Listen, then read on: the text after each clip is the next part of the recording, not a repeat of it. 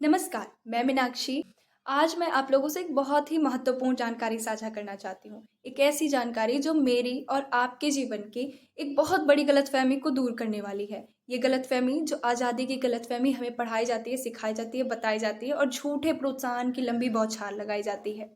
बात ऐसी है कि हम सब ने सुना होगा ये बात कि जब भी हम कुछ भी कहते होंगे, अपने अगर धारणा कोई बनी है उसके विरोध में कोई बात कहते होंगे, कुछ भी चाहते होंगे, तो लोगों से ये बिल्कुल सुने होंगे कि तुम भाई पढ़ लो, लिख लो, काबिल बन जाओ, फिर तुम आज़ाद हो जाओगे, फिर जो मन कहेगा वो करना, जो खरीदना चाहो खरीदना, तुम फिर एकदम स्वतंत्र हो जाओगे, जो मन कहेगा वो करना।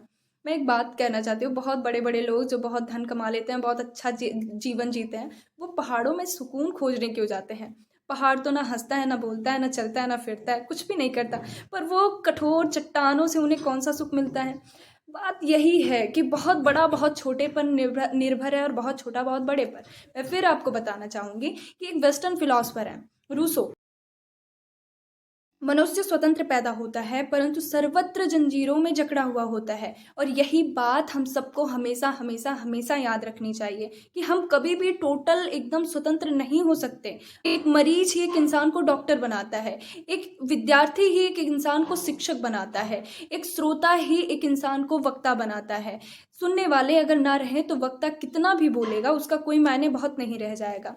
अगर एक बहुत बड़ा बिजनेसमैन है, उसके बहुत सारे प्रोडक्ट्स हैं, उसे बेचना है एक आम आदमी को, उसको टारगेट बनाना है एक बहुत ही आम आदमी को जो उसके सामने कुछ नहीं है, पर वो उस पर निर्भर है क्योंकि वो ही उसका उत्पाद खरीदेगा। तो इस दुनिया में हम एक दूसरे पर आश्रित हैं, ये बात स्वीकार करनी पड़ेगी और जो भी इस झूठे प्रोत्साहन को देने की कोशिश करे कि आज आप ये कर लीजिए और आप एकदम आज़ाद हो जाएँगे, आप उड़ती चिड़िया हो जाएँगे, आपको फिर कोई रोकने-टोकने वाला नहीं होगा, उनको ये बात समझाइएगा। कहिएगा कि रूसो ने बहुत सोच समझ कर ये बात कही है कि मनुष्य स्वतंत्र पैदा होता है, परंतु सर्वत्र जंजीरों में जकड़ा हुआ होता है।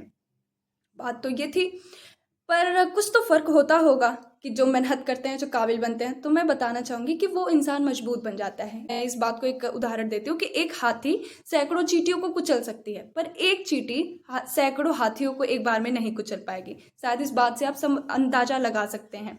एक राष्ट्रपति जो कल तलक उस देश की पूरे थल सेना, नभसेना, वायुसेना का मालिक था, उस देश का राजा था। अगर आम जनता विद्रोह पर उतर आती है सड़कों पर, तो उन्हीं राष्ट्रपति को तुरंत एकदम आपातकाल में अपना देश छोड़कर भागना पड़ जाता है। तो सबसे बड़ा सबसे छोटे पर आश्रित है, सबसे छोटा सबसे बड़े पर आश्रित है। अगर हम इस आश्रय वाले जीवन में बहुत स्वतंत्रता खोजेंगे, तो ये हमें पीड़ा पहुँचाएगा, बहुत कष्ट पहुँचाएगा। इस बात को हमें महसूस करना पड़ेगा। उन दुनिया बनाने वाले ने एक लाइन कही, दुनिया बनाने वाले के भक्तों ने एक लाइन कही है कि भगत के वश में है भगवान। वो भगवान भी भक्तों के वश में है जो दुनिया को बनाए हैं। तो हम तो दुनिया के प्राणी हैं, हम कैसे बहुत स्वतंत्र हो सकते हैं? हाँ, थोड़े काबिल बन सकते हैं कि हम बहुत सारे लोगों की सेवा कर सकें, बहुत सारे लोगों की मदद कर सकें। ऊँची आवाज़ नहीं बल्कि आवाज़ में हमारी ताकत हो सके, हमारी आवाज़ शुद्ध हो, जो कि बहुत लोगों को लाभ पहुँचा सके। अगर आज आपको इस कथन की डीप फीलिंग कुछ भी छुई हो, तो आप मुझे ज़रूर बताइए। धन्यवाद।